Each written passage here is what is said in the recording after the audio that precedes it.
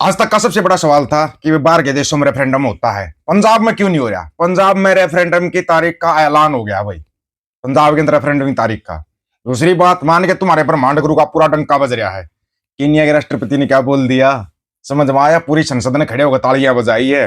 America ने संबंध निकाल ही रखे हैं अडानी के नाम के, जगत सेठ के नाम के। अब सबसे बड़ा कमाल कि ब्रिटेन ने वो डोज दे दिया तुम्हारे को। हम नहीं कह रहे हैं, कल संसद में खुद तुम्हारे मंत्री साहब ने बोला खड़ा होकर, कल का संसद का रिकॉर्डिंग निकाल कर देख लो, उसने डाटा पेश कराया, ब्रिटेन ने तुम्हारे को अच्छे वाला डोज दे दिया। तो जो डोज का है ना, वो डोज दे दिया। तुम्हारी चारों तरफ से लंका लगी हुई है, मोरनी अपने उड़ चुकी है, मोरनी तो उड़ गई। अब करते रहो कोई कुछ, कितने डाटे पेश करते रहो, मोरनी कहां से आएगी? है ना, बड़े कमाल की बात। अब ये ऊपर से ये खुद ही मानने लगे भाई ये ढोंग पाखंड की दुकान खोलते हैं। बड़े कमाल की बात होगी भाई, ये तो हम पहली बार देख रहे हैं। क्या बोला कि नहीं, राष्ट्रपति ने पता है?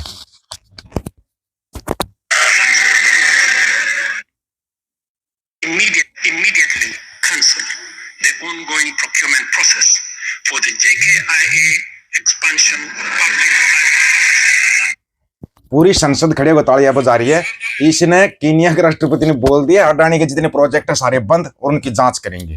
वाह, कमाल हो गया भाई। ये अंध भगत कौन सी दुनिया में जाकर रुकेंगे, ये पता नहीं। हिंदू का मतलब होता है चोर, चंडाल, चरित्रहीन। ये हिंदू का मतलब था।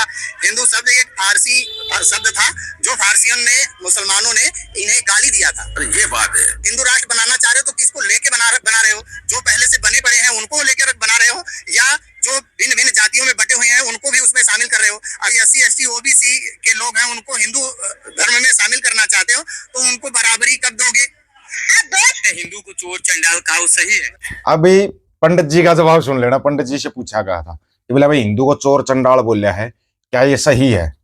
बताता हूँ। तो उन्होंने कहा वो सही कहा। जो हिंदू नाम के हिंदू राष्ट्र बना रहे हैं, क्या जितनी भी यहाँ पर पब्लिक, जितने भी लोग यहाँ पर हैं, वो सहमत है इस हिंदू राष्ट्र से? नहीं। इस पूरे देश को आजाद होने के बाद जोड़ने में कितना वक्त लगा, कितने सेक्रीफाइस करने पड़े, जो आज आप उसको हिंदू राष्ट्र एकदम सच लग गई लंका। अभी तारीख सुन लेना भाई ध्यान से, जो पंजाब के अंदर रेफरेंडम होगा। और जितने भी पंथक दर्दी हैं, सबसे एक खास अपील है कि शांति बनाए रखना, शांति बनाए रखना। 26 जनवरी 2026 के लिए जो ऐलान होया है, सुनो। वाहिगुरु जी का खालसा, वाहिगुरु जी की फतेह। फतेह प्रवान करे जी। ਜਿਹੜਾ ਪ੍ਰੋਗਰਾਮ ਸਿੱਖ ਪੰਥ ਵੱਲੋਂ ਐਲਾਨਿਆ ਗਿਆ 26 ਜਨਵਰੀ 2026 ਨੂੰ ਸਮੂਹ ਸਿੱਖ ਪੰਥ ਜਿਹੜਾ ਅਕਾਲ ਤਖਤ ਸਾਹਿਬ ਤੇ ਇਕੱਠਾ ਹੋਣ ਜਾ ਰਿਹਾ, ਜਿਹੜਾ ਸਰਬੱਤ ਖਾਲਸਾ 1986 ਦੇ ਵਿੱਚ ਜਿਹੜਾ ਬੁਲਾਇਆ ਗਿਆ ਸੀ, ਉਹਨੂੰ ਮੁੜ ਸਰਜੀਵ ਕਰਨ ਵਾਸਤੇ ਜਿਹੜਾ ਸਿੱਖ ਪੰਥ ਉੱਥੇ ਇਕੱਠਾ ਹੋ ਰਿਹਾ। ਤੇ ਸਾਨੂੰ ਸਾਰੀਆਂ ਜਥੇਬੰਦੀਆਂ, ਧੜੇਬਾਜ਼ੀਆਂ ਤੋਂ ਉੱਪਰ ਉੱਠ ਕੇ ਸਿੱਖ ਪੰਥ ਨੂੰ ਉੱਥੇ ਇਕੱਠੇ ਹੋਣ ਦੀ ਲੋੜ ਆ। ਨੌਜਵਾਨਾਂ ਨੂੰ ਬੇਨਤੀ ਕਰਦੇ ਆ, ਆਪੋ ਆਪਣੇ ਤਰੀਕੇ ਦੇ ਨਾਲ ਉਹਦਾ ਪ੍ਰਚਾਰ ਕਰੋ। ਸੋਸ਼ਲ ਮੀਡੀਆ, ਦੂਸਰਾ ਮੀਡੀਆ, ਜਿਹੜੇ ਵੀ ਮੀਡੀਆ ਰਾਹੀਂ ਤੁਸੀਂ ਪ੍ਰਚਾਰ ਕਰ ਸਕਦੇ ਆ, ਇਹ ਗੱਲ ਨੂੰ ਘਰ ਘਰ ਪਹੁੰਚਦੀ ਕਰੋ। ਤੇ 26 ਜਨਵਰੀ ਨੂੰ ਉੱਥੇ ਸਮੂਹ ਸਿੱਖ ਪੰਥ ਨੂੰ ਇਕੱਠਿਆਂ ਹੋਣ ਦੀ ਜਿਹੜੀ ਆ ਉਹ ਬੇਨਤੀ ਆ। ਤੇ ਕੋਈ ਵੀ ਜਥੇਬੰਦੀ, ਕੋਈ ਵੀ ਧੜਾ ਇਹ ਨਾ सोचे ऐसा प्रोग्राम। बिल्कुल सही। आप डेट तो याद रहेगी ना, 26 जनवरी 2026। अब तुम्हारे को डेट से तो क्या है, कल मंत्री साहब ने एक डाटा पेश किया भाई संसद के अंदर। हम नहीं कह रहे हैं, तुम्हारे मंत्री साहब से जाके पूछना कि ये तुम्हारी लंका कैसे लगी, ये डंका कौन सा फूट गया। ब्रिटेन ने बड़ी संख्या में वीजा काट दिए। बात कर नर्सिंग हेल्थ IT प्रोफेशनल को लगी तगड़ी चोट, तगड़ी चोट लगी, बड़ी चोट लगी। पता नहीं भाई, विदेश मंत्रालय से मिले आंकड़ों से पता चला कि भारत को मिलने वाले वर्क वीजा में तेजी से गिरावट आई है। टंका बजना चाहिए था, गिरावट कैसे आ रही है? रुपया वैसे पाताल लोक में। ब्रिटेन ने सख्ती इतनी बढ़ा दी कि कई सेक्टर्स को वीजा आधे से भी कम कर दिए हैं। एक तो होता आधे, चलो आप लोगों को परसेंटेज बता देते हैं, ठीक है ना। परसेंटेज से क्या है, आप लोगों को थोड़ा जल्दी समझ में आ जाएगा। इतनी परसेंटेज कैसे गिर गई भगवान जाने। आंकड़े बताते हैं कि health and care worker visa में लगभग 67%, 50% से ज्यादा की भारी गिरावट आई है। यह घटकर 16,606 रह गया। वहीं नर्सिंग प्रोफेशनल वीजा की बात करें तो इसमें लगभग 79% की गिरावट की गई है। यह घटकर 2,225 रह गया। IT प्रोफेशनल वीजा में भी लगभग 20% की गिरावट आई है। जो 10,000 इक्यावन रह गया है। अब सुनो, विदेश राज्य मंत्री कीर्तिवर्धन सिंह ने लोकसभा में बताया कि यूके सरकार ने नेट माइग्रेशन कम करने के मकसद से कई बदलाव किए हैं।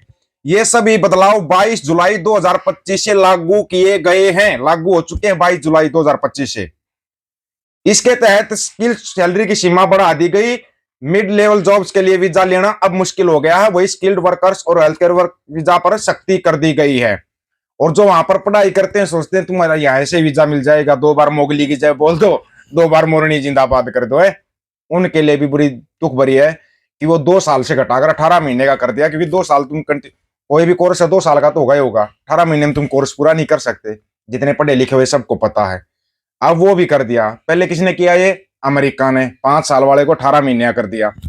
अब ब्रिटेन ने भी कर दिया, यूके ने, उसने भी कर दिया। यूएसए और यूके मिलकर तुम्हारे को डोज दे रहे हैं। सुना ट्रंप साहब ने एक नई शर्त रखी है भाई, रशिया और चाइना ट्रंप के साथ चल रहे हैं, फिर तुम कहां जाओगे? सुना तारबंदी की जा रही पंजाब बॉर्डर के ऊपर, तारबंदी कर रहे हो, क्यों कर रहे हो भाई? क्या हो गया? तारबंदी किस लिए की जा रही है? क्या भांड मंडिया और उसके दलाल दिखा रहे हैं? जो राजस्थान के अंदर पुलिस लाठीचार्ज कर रही किसानों के ऊपर, किसी ने एक शब्द भी निकाला कुछ? किसी ने कड़ी राजनाथ की इस चीज की? संसद में बात उठी? नहीं, वंदे मातरम वंदे मातरम। अबे वो महारानी जो आई थी ब्रिटेन की, उसको खुश करने के लिए गाया गया था, उसके ऊपर बहस कर रहे हैं। क्या उससे शिक्षा स्वास्थ्य रोजगार में कोई सुधार होगा वंदे मातरम से बहस करने से? और बहस भी जब अगर पहुंची सही जगह पर, बहस पहुंची, मोरनी उठ गई, मोरनी उठ गई, बहस कहां पे करोगे? ये पता था भी 13 तारीख को कुछ होने वाला है, उठेगा कोई चक्कर, उठेगा, सुनने वाला ही नहीं कोई, ढूंढते रहो अब किसके सामने बात उठाओगे। इससे अच्छा ना, बोलते ना राज और खाज अपना ही अच्छा होता है, राज भाग अपना लिया जाता है, और कोई किसी को राज ना दे है, जो ले है निज बल से ले है, निज बल से लिया जाता है, और ये भी बल ही होता है। रेफरेंडम में एक निज बल है, आपका खुद का अपना बल है ये आपको समझना पड़ेगा। 26 जनवरी 2026 सभी इकट्ठे होंगे दरबार साहिब में, भारी संख्या में इकट्ठा होगा। वहां पर जो शरबत खालसा बुलाया गया है, वहां पर जो ऐलान होने वाला है वो भी दुनिया देखेगी, दुनिया सुनेगी। क्या ना ना, वो तुम्हारा 26 जनवरी 1950 तुम मनाते रहो, अपना तुम सा दिन मनाना है 26 जनवरी 2026। याद रखना तारीख को, भूल मत जाना, कहीं भूल जाओ और फिर बाद में कोई तारीख याद नहीं रही थी। चलो हर वीडियो में बार बार याद दिलाते रहेंगे, जरूरी है ये याद दिलाना। इस दिन सारा पूरी संगत सब कुछ इकट्ठा होगा। मिलो फिर 26 जनवरी को दरबार साहिब में। सब दुनिया की सबसे शांतिपूर्ण जगह, सबसे शक्तिशाली जगह अगर कहीं है तो दरबार साहिब है, ये आपको पता होना चाहिए। अब क्या करोगे? अंधभक्तों तुम हो जाओ शुरू, बायकाट 26 जनवरी नहीं कर सकते, 26 जनवरी 15 अगस्त का तुम बायकाट कर ही नहीं सकते। अब तुम क्या करोगे? मुरनी तो विदेश में खाना खा रही है, तुम यहाँ पर बस चिल्लाते रहो, गोबर खाते रहो, चिल्लाते रहो। समझ में आया हिंदू का मतलब क्या होता है, या दोबारा बताना पड़ेगा? नहीं बताने की जरूरत लगती है हमारे को। तो इसलिए तुम लोग अपना बनाओ, जो भी अपना हिंदू राष्ट्र बना रहे हो बनाओ, बड़ी अच्छी बात है। बनाते भी नहीं, रुकते भी नहीं, मानते भी नहीं किसी की।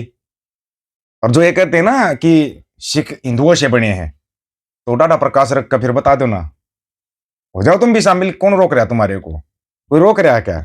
सिख किसी का विरोध नहीं करता, लेकिन सिखों का सभी विरोध करते हैं। आप लोगों की क्या राय है इसके बारे में? राय रखना रहेगा, इंतजार रहेगा। सभी साथियों को राम राम, नमस्कार, आदाब, सत श्री अकाल।